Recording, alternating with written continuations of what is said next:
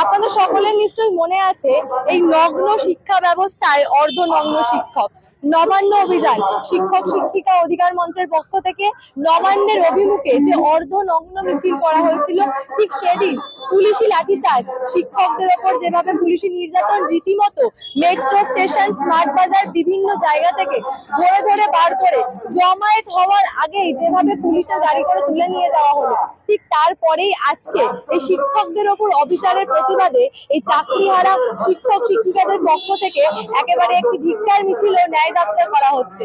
সেই মিছিলে একেবারে তারা প্রশ্ন তুলছেন, নতুন যে বিজ্ঞপ্তি হলো সেই বিজ্ঞপ্তিতে যে নতুন সমস্যাগুলো উঠে আসছে, অর্থাৎ আবারও কিন্তু দুর্নীতির আশঙ্কা করছেন। কি বলছেন তারা, আজকে এটা নিয়ে আলোচনা করব। নমস্কার, আমি তানিয়া, নিউজ বাংলা আপনাদের সকলকে স্বাগত। নবান্ন অভিযানে হয়তো আপনাদের সকলের মনে আছে, সেই নবান্ন অভিযানে একেবারে স্মার্ট বাজার, মেট্রো স্টেশন বিভিন্ন জায়গা থেকে যেভাবে শিক্ষক শিক্ষিকাদের ওপর লাঠিচার্জ করা হলো, গায়ে হাত তোলা হলো, সেই জায়গা থেকে দাঁড়িয়ে আমরা শিয়ালদার যে চিত্র দেখেছিলাম, প্রথমে শিয়ালদা থেকে তারা শুরু করেছিলেন, কিন্তু সেখানে 2-3 জনে জমায়েত হতে না হতে তাদেরকে পুলিশি ভ্যানে তুলে নেওয়া হয় এবং পরবর্তী তারা যখন একেবারে যাত্রাপথ পরিবর্তন করে ধর্মতলায় যায়, সেখানেও কিন্তু একই চিত্র, একেবারে মেট্রো স্টেশন বিভিন্ন জায়গা থেকে ধরে ধরে যারা হয়তো আন্দোলনে পা মেলাতে আসেননি, যারা হয়তো মিছিলে হাঁটতে আসেননি, তাদেরকেও তোলা হয়। ঠিক সেই জায়গা থেকে দাঁড়িয়ে আজকে এই যে পুলিশি তাদের ওপর যে নির্যাতন হয়েছে, যে অবিচার হয়েছে, তারই প্রতিবাদে তারা ধিক্কার মিছিলের ডাক দিয়েছেন এবং সেই মোতাবেক আজকে একেবারে গড়িয়াহাট থেকে শুরু করে যাদবপুর 8B বাস স্ট্যান্ড পর্যন্ত একটা লম্বা যাত্রাপথে ধিক্কার মিছিল হচ্ছে। সেই মিছিলে চিত্র একবার দেখা।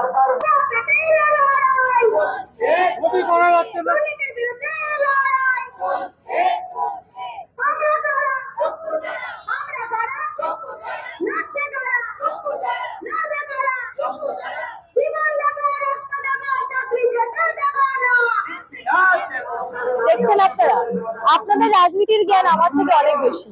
আমি সদ্য সাংবাদিকতা করছি, সাংবাদিকতা বিভাগের ছাত্রী, কিন্তু আপনারা আমার অনেক আগে থেকে রাজনীতির একেবারে গোড়ায় গন্ডগোলগুলো আমার থেকে অনেক ভালোই বোঝেন। তাহলে এই যে নতুন পরীক্ষা, যেই নিয়ে শিক্ষক শিক্ষিকারা প্রশ্ন তুলছেন, তারা সরাসরি বলছেন এই যে প্রিভিয়াস টিচিং এক্সপিরিয়েন্স এবং সেটা যদি বাদও দেয়, মানে পার্সোনালিটি টেস্ট অর্থাৎ ইন্টারভিউতে যে এতগুলো নম্বর যোগ করা হয়েছে, সেই দিক থেকে আবারও কিন্তু দুর্নীতির সম্ভাবনা রয়েছে। এবং তারা সর্বোপরি যেটা বলছেন যে 2016 প্যানেল তাদের সঙ্গে এই যে বর্তমানে যারা ফ্রেশ ক্যান্ডিডেট, দুটো যদি পরীক্ষা একত্রিত ভাবে হয়, একসঙ্গে হয়, তাহলে তো সেটা অন্যায়, কারণ 2016 তারা পরীক্ষা দিয়েছিলেন এবং বর্তমানে অনেক কিছু বদলেছে। 2016 থেকে আজকে আমরা বর্তমানে 2025-এ দাঁড়িয়ে এই এতগুলো বছরে অনেক কিছু বদল হয়েছে। সেই জায়গা থেকে দাঁড়িয়ে একেবারে ফ্রেশ ক্যান্ডিডেটদের সঙ্গে একসঙ্গে পরীক্ষা দেওয়া কতটা কষ্টসাধ্য এবং সত্যিই সমস্যার সৃষ্টি হতে পারে তারা বলছেন। কি বলছেন তারা, কি অভিযোগ করছেন একবার দেখা। অবশ্যই আছে, এতদিন বিয়ে হয়েছে, যেটা সহজে ধরা গেছে, এবার একটু গুছিয়ে হবে যাতে করে আর ধরা না যায়, হয়তো এটা আমরা আশা করছি। তবে দুর্নীতি এত পরিমাণ রয়েছে, আমার মনে হয় না একবার উঠে সেই মাংসের স্বাদ পেয়ে যায়, সে আর মাংসের স্বাদ ছাড়তে পারে না। তো দুর্নীতি এটা হবে, আমরা পরীক্ষাতে বসবো, আমাদের কোনো নিশ্চয়তা নেই যে সৎভাবে আবার সবকিছু আমরা ফিরে পাবো, এই নিশ্চয়তা আমাদের নেই, আমরা পরীক্ষায় বসবো না। আপনাদের যে পরীক্ষা দিতে বলা হচ্ছে, নতুন ক্যান্ডিডেটের সঙ্গে 2016 প্যানেল যদি পরীক্ষা দিতে, অবশ্যই অন্যায়। সমস্যাটা তো হলো 2016 প্রার্থীদের নিয়ে, অন্যায় অভিযান হলো 2016 প্রার্থীদের নিয়ে, তাহলে অন্যদেরকে এখানে কেন করা হয়েছে? আমরা 10 বছর আগে যেভাবে পড়াশোনা করেছিলাম, যে আমাদের যে স্পিরিটটা ছিল, এখন এই 10 বছর পরে এসে এখন আর সেই একই মানসিক অবস্থা নিয়ে বা সেই সিচুয়েশন এখন আমাদের নেই যে সেইভাবে সঠিকভাবে 18 ঘন্টা পড়াশোনা করবো। এখন আমাদের কাছে খুবই ডিফিকাল্ট। সেই সঙ্গে নতুন যারা আসছে তারা একেবারে চর্চার মধ্যে আছে, তাহলে আমাদের সঙ্গে একটা বিরাট অন্যায় হয়ে যাচ্ছে না? আমাদের সঙ্গে কেন আমরা যারা ভিকটিম হলাম, আমাদেরকে নিয়ে আবার অন্যায় করার কথা চিন্তা না করে সবাইকে একসাথে জড়িয়ে কি করতে চলেছেন আমরা জানি না। তাহলে এই মুহূর্তে আপনারা সিবিআই লিস্টটা মেনে নেওয়া হোক, সিবিআই এর লিস্ট অবশ্যই মেনে নেওয়া হোক। তাই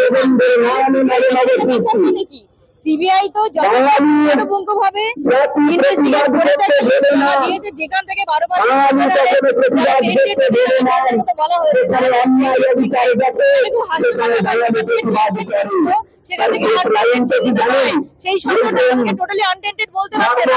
তাহলে তো সেই লিস্ট যদি না বানানো তাহলে সেই মানে ইনস্টিটিউটকে তুলে দিই, সেই সংস্থাকে তুলে দিই, কেন মানে তাহলে সিবিআই এর কি ভূমিকা আছে? আমাদেরকে কোনো খুশি প্রকাশ করতে পারেনি, তাহলে শাস্তি কিসের ভিত্তিতে? এটা তো লজিক দরকার, পয়েন্ট দরকার।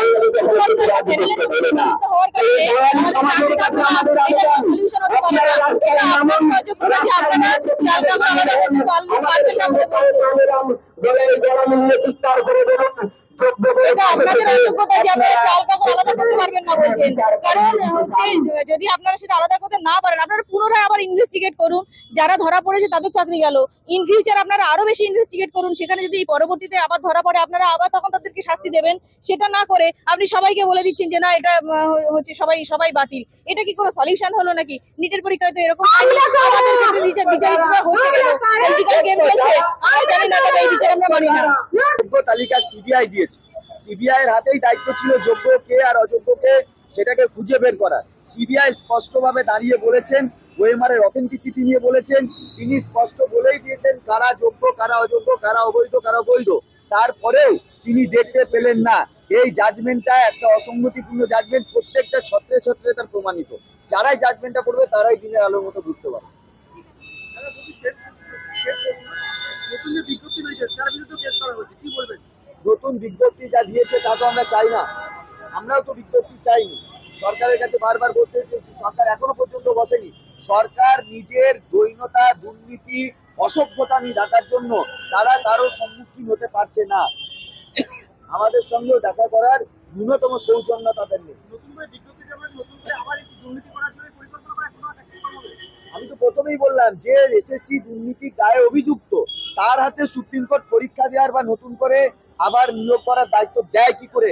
এই ভুল তো সুপ্রিম কোর্টের নিজেরও, এই ভুল সুপ্রিম কোর্টের নিজেরও। সে একটা চোরকে তার পরীক্ষা নেওয়ার দায়িত্ব দিচ্ছে এবং যাদের বিরুদ্ধে কোনো রকম অভিযোগ নেই তাদেরকে রাস্তায় বসানোর দায়িত্ব নিচ্ছে। ফলে এটা বিচার বিভাগীয় দৈন্যতা, আচ্ছা কিছু। দেখুন, আমাদের প্রথম দিন থেকে একটাই দাবি, যে দাবিটা মূল দাবি আমাদের সেটা হচ্ছে কি, আমরা যারা বৈধভাবে চাকরি পেয়েছি, যাদের বিরুদ্ধে সিবিআই বলুন বাক কমিটির রিপোর্ট বলুন, এত যে ইনভেস্টিগেশন বেরোলো, কোর্টেরও যে এত হাইকোর্টে সুপ্রিম কোর্টে এত যে হিয়ারিং হলো, কোনো জায়গায় তো আমাদের যে যাদের বিরুদ্ধে কোনো অ্যালিগেশন নেই, যাদের বিরুদ্ধে কোনো রকম দুর্নীতি প্রমাণিত হয়নি, কেন আমরা দ্বিতীয়বার পরীক্ষায় বসতে যাব? কি জন্য? যেখানে আমার বিরুদ্ধে 1% দুর্নীতি প্রমাণিত হয়নি। সেই দাবিটাই আমাদের মূল দাবি।